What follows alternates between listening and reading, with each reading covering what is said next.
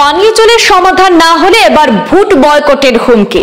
বিগত 4 মাস ধরে বিশুদ্ধ পানীয় জল থেকে বঞ্চিত সোনাপুর হুরাউলির জনগণ।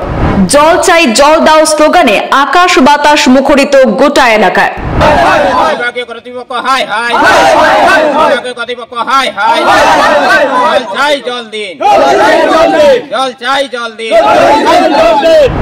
নল আছে কিন্তু জল নেই। বিশুদ্ধ পানীয় জলের তীব্র হাহাকার দেখা দিয়েছে কাছাড় জেলার পূর্বতন বরখোলা এবং বর্তমান কাঠিগড়া বিধানসভা কেন্দ্রের অন্তর্গত সোনাপুর জিপির হুরাউলি এলাকায়।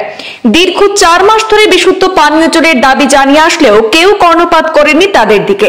আজ শুক্রবার ওই এলাকার পুরুষ মহিলারা খালি কলসি হাতে নিয়ে প্রতিবাদে নামতে বাধ্য হয়েছেন। তাদের অভিযোগ, বর্তমান সরকার হর ঘর জল হর ঘর নল পৌঁছে দিতে কোটি কোটি টাকা বরাদ্দ করেছে, কিন্তু এত টাকার জল জীবন মিশন প্রকল্প তৈরি করার পরেও তাদের ভাগ্যে জুটছে না বিশুদ্ধ পানীয় জল।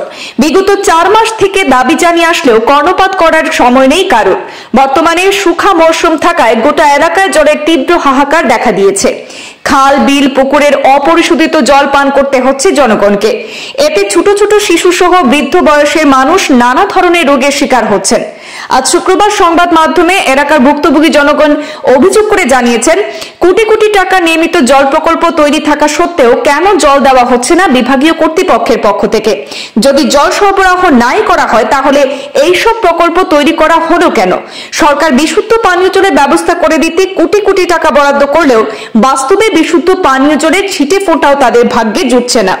অবশেষে সংবাদ মাধ্যমের সম্মুখে জল চাই জল দাও বিভাগীয় কর্তৃপক্ষ বিরুদ্ধে স্লোগান দিয়ে, জল জীবন মিশনের বিরুদ্ধে স্লোগান দিয়ে আকাশ বাতাস মুখরিত করে তোলেন স্থানীয় জনগণ। তাদের সমস্যা নিরসন এবং অতি সত্বর জলের ব্যবস্থা করে দিতে কাছাড়ের জেলা শাসক সহ রাজ্যের মুখ্যমন্ত্রীর আশু হস্তক্ষেপ কামনা করেছেন এলাকার ভুক্তভোগীরা। আমরা সমস্যা হইল কি পানীয় জলের সমস্যা।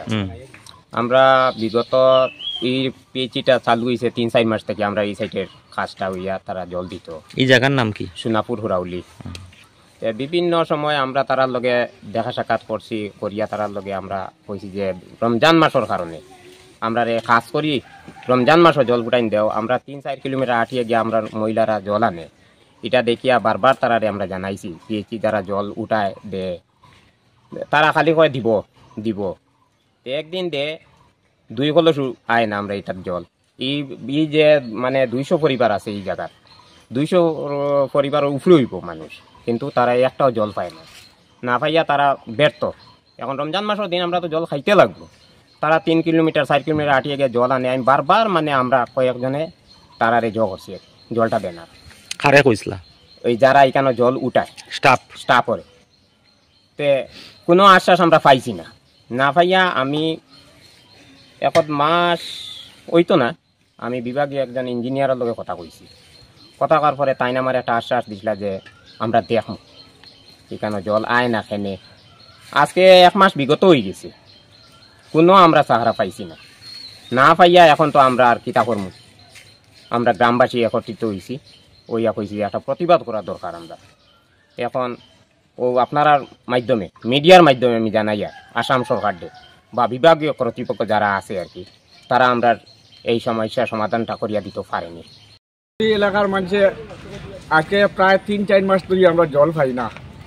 এরপরে আমরা জায়গা জায়গায় মানে যেন কোয়া লাগে জায়গা কইছি আমরা, বুঝছেন না? কোয়ার পরে আমরা কোনো সাড়া দিছই না দেওয়া। এখন আমরা মিডিয়ার মাধ্যমে আমরা এখন সরকারের কাছে আবদার জানাই আর যাতে আমরা সপ্তাহ 15 দিনের ভিতরে জল পাই, তাহলে আমরা বহুত বয়কটের মানে করবো।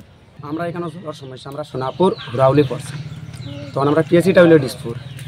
আমরা কর্মকর্তা যারা আছে পিএসির সবার কাছে আমরা কইছি আমরা জলটা পাইতাম রমজান মাসের কারণে, তখন আমরা জলটা দেন না এখন পর্যন্ত। তারা খালি এখন আজকে না কালকে ওরকম।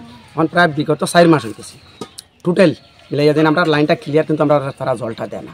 তখন আমরা যে জিপি প্রেসিডেন্ট থাকলে সবরে কইছি, হওয়ার পরে তারা আমরা দেয় না। এখন আমরা গাঁর সব আপনি দেখুন মানুষ এক কথা হয়েছে, ওই যখন মহিলারা আছেন এই দেখুন হাইডেন, তখন হাইডেনটা এখন পর্যন্ত তারা বয়েল আছেন সব ক্লিয়ারে, কিন্তু তারা জলটা দেয় না। আমরা কই এখন মোটামুটি বিরক্ত হইয়া আমরা সব এক কথা হয়েছে আমরা ভোট বয়কট করবো।